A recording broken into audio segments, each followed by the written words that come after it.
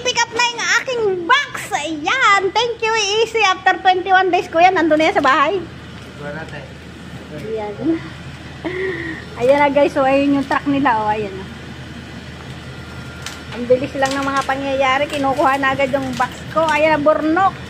Hintayin mo. Darating na yung ating box. Ayan, o.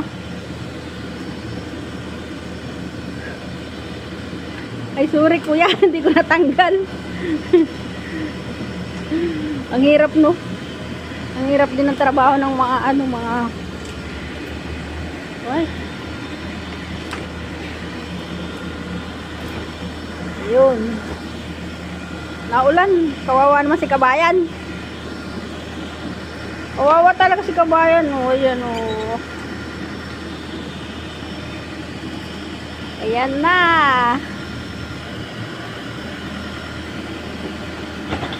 Pick up na siya guys. Kakarga na sa truck. Ayan, burnok. Ayan na yung iyong bagahe, burnok. Ayan. Maraming salamat, Easy. Ayan. After 21 days na sa Pilipinas na yan. O, diba? Ayan, kung gusto nyo magpapagahe guys, dito ang Easy. Sobrang bilis guys ng pick up ng mga ganyan. Sobrang bilis din ng deliver sa atin sa Pilipinas. Ayan. Ang bigat-bigat niyan, kayang-kaya ni kuya. Nag-iisa lang si kuya talaga guys, grabe.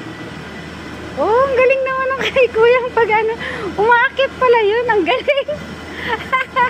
Ayan na, hindi siya nahirapan. Oh, ganun lang pala yun. Oh, ang galing. Akala ko bubati ni kuya, yung pala ano, ganun pala yun. Oh, ayan, maraming salamat.